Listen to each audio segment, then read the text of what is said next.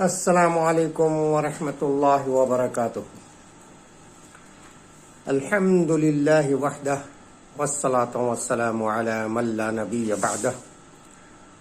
اللہ تبارک و تعالیٰ سے دعا ہے کہ اللہ تبارک و تعالیٰ حق بات مجھے کہنے کی توفیق عطا فرمائے اور سامعین کو سننے کی توفیق عطا فرمائے، آمین۔ اور حق بجانب عقیدہ اپنے عقیدے کی اظہار کرنے کی توفیق عطا فرمائے، آمین۔ سامعین دیکھیں، پہلے تو کہیں یہ خیال نہ آتا ہو کہ یہ آدمی کہاں سے آ گیا جو مسلکوں کی باتوں کو لے کر کے آ گیا اور اتحاد کی بھی بات کر رہا ہے۔ تو اللہ تعالی ہمیں اتحاد میں لائے، آمین۔ اتحاد میں کس پر؟ دنیاوی مفاد پر، منہ دیکھی باتوں پر اور سننے اور رشتہ داریوں پر نہیں، ہمیں اتحاد پر لاوے جو اس کی شریعت ہے اس پر، کہ جس کی سامنا قبر میں سے ہی ہمارا شروع ہونے والا ہے۔ اگر ہم شریعت کی خلاف ورزی پر ہوں گے تو قبر میں ہم سے جب سوال کیا جائے گا تو ہم کسی بھی چیز کے جواب دینے کے لائق نہیں رہ جائیں گے، وہاں لاجواب ہو جائیں گے، اور پھر آگے کا معاملہ ہمارا جو ہے وہ سارا کا سارا خراب ہوتا چلا جائے گا اور وہ ہمیں یہ جہنم میں لے کر چلا جائے گا۔ اس سے بچنے کے لیے آج یہ موقع ہے کہ ہم شریعت پر عمل کریں اور شریعت کو دیکھیں۔ مسلک بالکل ہمیں شریعت سے ہٹا چکی ہے، آج اس پر بات ہونے والی ہے۔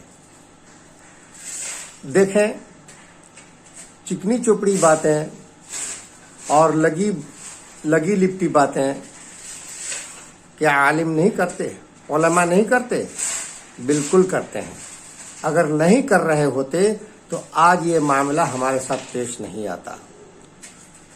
ہماری سب کی موت ہوتی ہے، ہم میں سے جو آدمی مرتا ہے اس کے جنازے کی نماز ہوتی ہے۔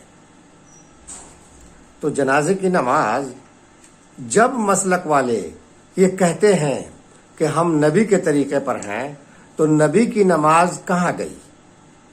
اس کا جواب کون دے گا؟ جو اس کو غائب کیے ہیں وہی جواب دہ ہیں۔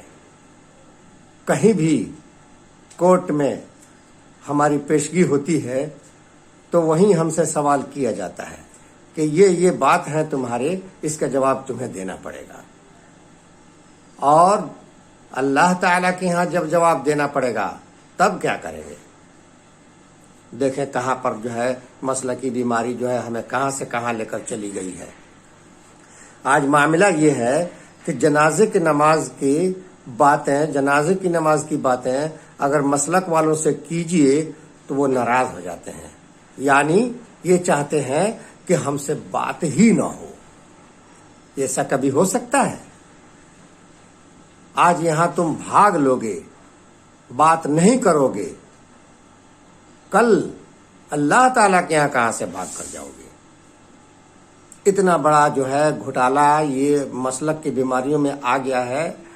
سارے نمازوں میں اپنے زبان چلا کر کے نکل جاتے ہیں، لیکن دھرے جاتے ہیں سب میں، لیکن اپنی چلاکی یہاں ان کی کہیں نہ کہیں ان کو سہارا مل جاتا ہے چلاکی کا، لیکن ہر چلاکی کو غائب کر دیا ہے جنازہ کی نماز میں۔ کیا کہتے ہیں؟ جب پکڑے جاتے ہیں اس میں تو کچھ کا کچھ بولنے پر مجبور ہو جاتے ہیں جنازے کی نماز میں۔ اس طرح سے معاملہ یہاں آ کے پھنس گیا ہے۔ نبی اکرم صلی اللہ علیہ وسلم کا طریقہ پوچھا جاتا ہے تو کوئی جواب نہیں بنتا ہے۔ نبی صلی اللہ علیہ وسلم نے جنازوں کے نمازیں پڑھائی ہیں، صحابہ کرام سے وہ درج ہے نماز کی کتابوں میں، اور حوالہ کے ساتھ صحیح بخاری حدیث میں آپ پڑھیں گے۔ سامعین سے گزارش ہے، صحیح بخاری، صحیح مسلم ابو داؤد، ترمذی، ان ساری کتابوں میں، حدیث کتابوں میں پڑھیں گے نبی صلی اللہ علیہ وسلم کے جنازہ کے طریقے کی نماز آپ کو ملے گی. اور کتاب میں جو نماز کی کتاب میں نماز نبوی ہے اس میں بھی اکٹھا کیا گیا ہے، جس کا ایک پیج اس میں اس کی عکس یعنی اس کا فوٹو انشاءاللہ اس تقریر کے بعد بھیجا جائے گا. اور سامعین سے گزارش ہے کہ اس کلپ کو اچھی طرح سے سنیں. معاملہ کیا ہے؟ جب سوال کیا جاتا ہے کہ نبی صلی اللہ علیہ وسلم کے جنازے کی نماز بتائیے تو نہیں بتاتے ہیں، کیونکہ وہ بتانے میں نقصان ہے، اور جو چل رہا ہے معاملہ اس کو چلتے رہنے میں فائدہ ہے.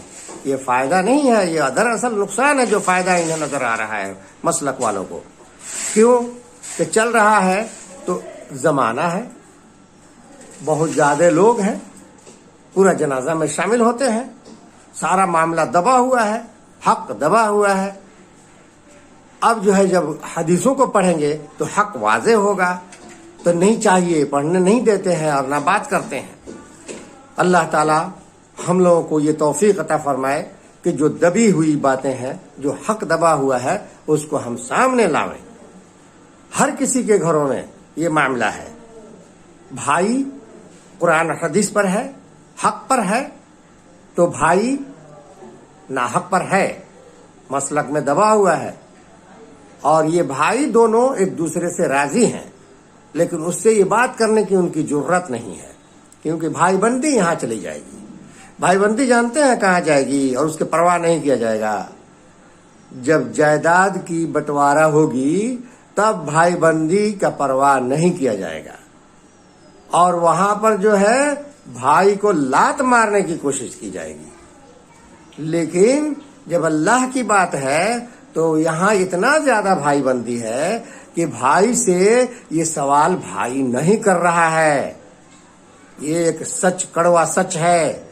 میری باتوں کو برا سمجھ لینا بھائی، لیکن حق کو برا مت سمجھنا. حق سے کہیں بھاگ نہیں سکتے ہو. دیکھیں، اب نبی صلی اللہ علیہ وسلم کی جب بات پوچھی جاتی ہے اور جب کتابوں میں پڑھی جاتی ہے تو نبی صلی اللہ علیہ وسلم نے نماز میں تکبیر تحریمہ کے بعد سورہ فاتحہ پڑھی ہے. کہیں جہری پڑھی ہے، کہیں سری پڑھی ہے، کہیں سورہ فاتحہ کے بعد سورت ملا کر پڑھی ہے، اور اس کے بعد کا طریقہ سب صحیح ہے. ایک اور اس میں لپیٹا گیا ہے، سورہ فاتحہ کی جگہ ایک بناوٹی ثنا، یعنی ثنا وہی ہے لیکن اس میں جلو ثناؤں کا یہ بڑھایا گیا ہے. یہ سارا ہیر پھیر کر کے سورہ فاتحہ کو ختم کر کے اور نماز کو بغیر نماز کا فارمولیٹی ادا کی جا رہی ہے، اور یہی معاشرے میں چل رہا ہے. اللہ تبارک و تعالی ہمیں محمد رسول اللہ صلی اللہ علیہ وسلم کی نماز پر اکٹھا ہونے کی توفیق عطا فرمائے، آمین. دیکھیں، اس میں ہم کلپ بھیجیں گے، وہ والا کلپ نہیں ہے، وہ فوٹو ہے ایک کتاب کا جو حدیثوں کا حوالہ ہے، وہ ہم بھیجیں گے. لیکن یہاں ذرا بتلاتے چلیں کہ اس طریقے سے نبی صلی اللہ علیہ وسلم نے جنازے کی نماز پڑھائی ہے. چلیں، سورہ فاتحہ اور سورت ملا کر کے اور یہ سب اس طریقے سے نماز جو پڑھائی گئی وہ بتا دیا گیا آپ لوگوں کو.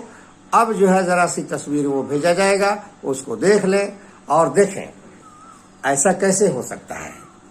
کیا مسلکی جماعتوں میں عالم نہیں ہیں، علماء نہیں ہیں؟ کیا ان حدیثوں کو وہ نہیں پڑھے ہوں گے؟ اس کو کون سے مصلحت کے تحت چھپایا گیا ہے؟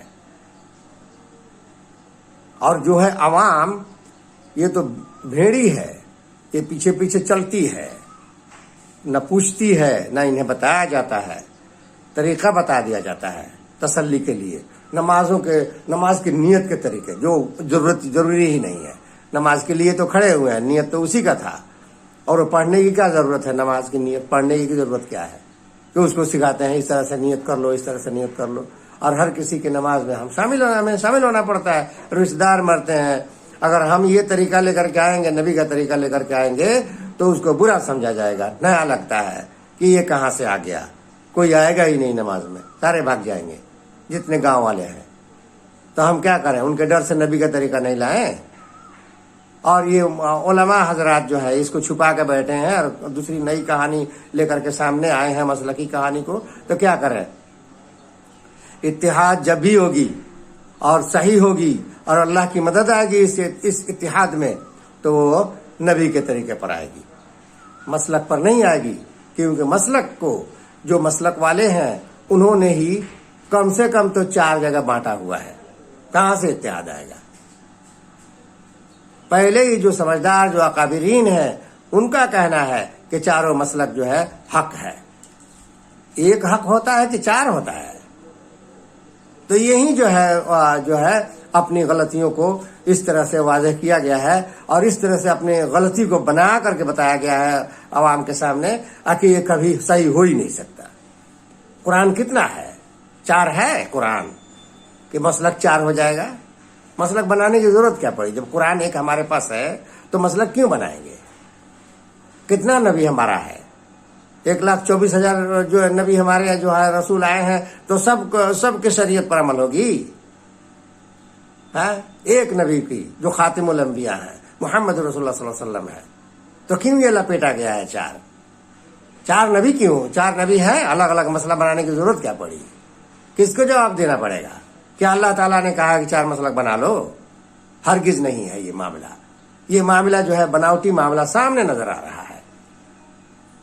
جس کو بھی ہے قرآن کسی کی مسلک کی محتاجی میں نہیں ہے، اور محمد رسول اللہ صلی اللہ علیہ وسلم کا جو صحیح طریقہ ہے یہ بھی کسی مسلک کا محتاج نہیں ہے، تو پھر کیوں اس میں الجھے ہوئے ہیں، اپنے آپ کو برباد کیے ہوئے ہیں؟